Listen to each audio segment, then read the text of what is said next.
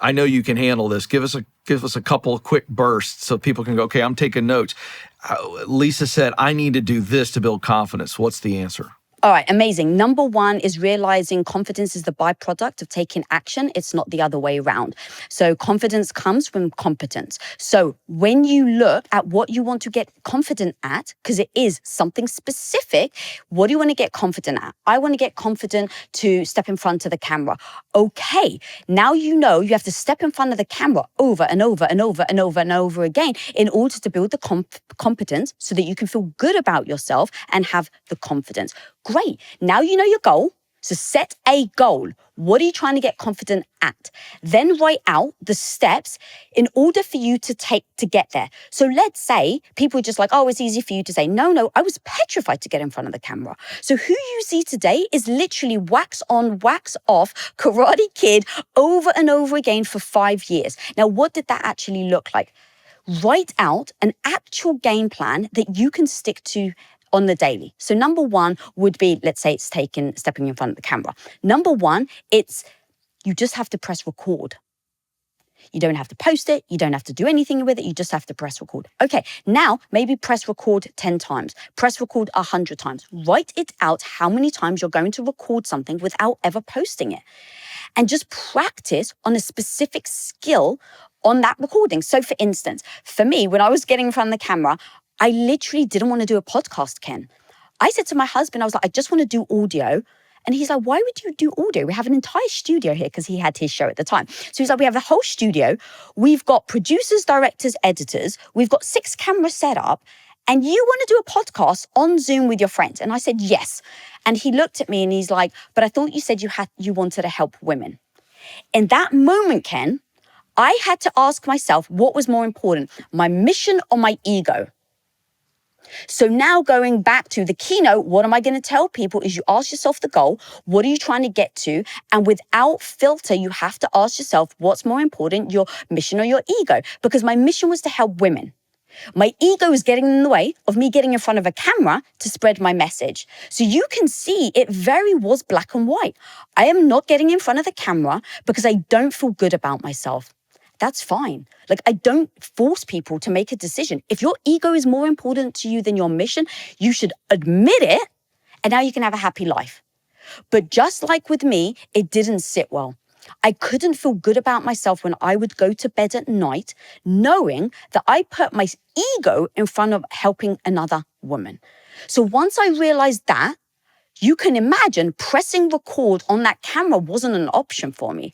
It was like, I made a decision. I knew what I had to get to. So pressing record wasn't an option. But I was a mess. I mumbled. I didn't know how to start an interview. I didn't know how to end an interview. So what's the next step? Once you take that first step of trying something and you're bad and you fail, self-assess without blinders. So I said, Lisa, you don't know how to start an interview. Great. How should I start an interview? It made me the student. So I went from trying to impress people, trying to feel like I was great and, not sure if I should put my ego or like actually put it out there for other people. I just found motivation and encouragement in saying, you are terrible today, Lisa. Like, I actually felt good saying, you're terrible today, but you know what? Tomorrow, you can get better. And if you do that enough, like I said, wax on, wax off, you end up getting good. So I kind of went all over the place a little there, but the goal, let me just be a little more succinct and kind of wrapping that all together. Number one is identifying the goal that you want confidence in. Number 2 is the steps you need to do to get there. Number 3, have absolute transparent assessment of where you really are. Don't BS yourself. And then over time, start to refine that skill so that you can get better and better. And it may take you a year. It may take you 5 years. It may take you 10 years. But if you are so tied to that idea of what you're trying to get to the goal, that the goal ends up not really mattering, to be honest. It's really the path that I can be proud of myself that I said last year I didn't have the confidence to do X, Y, and Z. And here I am today doing it. Folks, your personal info is sitting on the internet for creeps to find. That's not just scary, it's dangerous.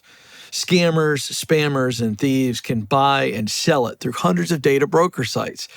That is why you need Delete Me.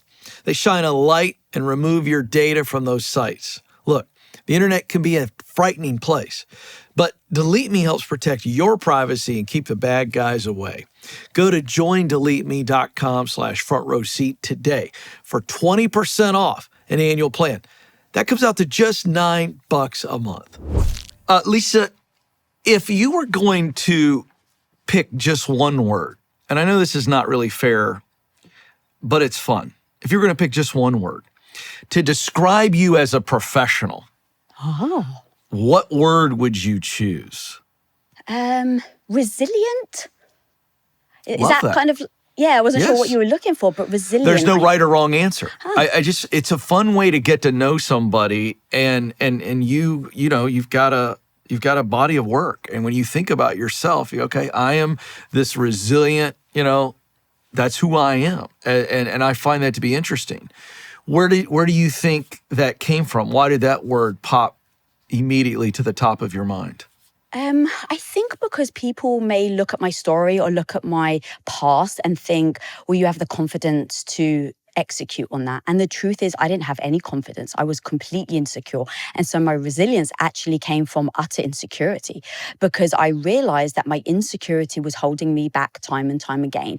And every time I would stop at a roadblock, it was purely because it was easier to self-soothe and not try than to try and fail. And when I realized it was holding me back from life, from my goals, from my dreams, I realized that didn't serve me. So instead of thinking about my emotions and how I would feel if I actually fell, I actually said, well, what could it look like if I prided myself on growth? If I prided myself on being one day better today than I was yesterday?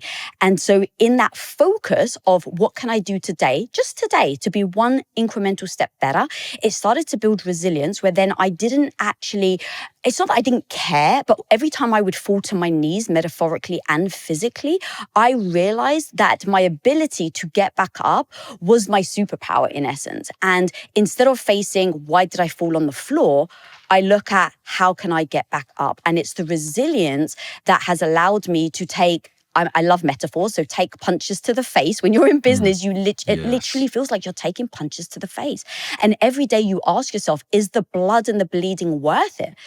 And so for me, over time, I started to realize, yes, it is. If you can find a place where you can feel good about yourself and proud of yourself every time you fall. So the word resilience really has been an echo of my past. But now here's if I can play devil's advocate for a second, my resilience has also been my downfall.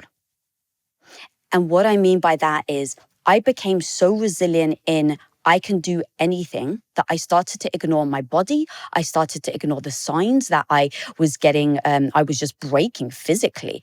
And I just pushed myself and I ignored myself over and over again. And 10 years down the line, when you're building Quest and you're growing at 57,000% and your body is screaming, you have to slow down, you have to take a break. The resilience allowed me not to listen to it. And so what ended up happening, which is the mess that becomes a story of, I think, of anyone's success, is the truth is I don't think I would have been successful if I wasn't as resilient, but yet that led to the downfall of the crash and burn that was my health. And so about 15 years ago, I just one day took a swig of champagne because we were celebrating, actually selling Quest, and my gut just completely fell apart. And the only way I can explain it is for almost a year, I couldn't eat anything. I was 20 pounds lighter than I am now. And I can go on with the story, but that is just a very quick glimpse into how something you can be proud of can actually also be your kryptonite. And that has been kind of the evolution I've been working through. And even in me saying resilience has made me realize I haven't quite gotten to the other side of it yet. And that's actually where I'm trying to get to.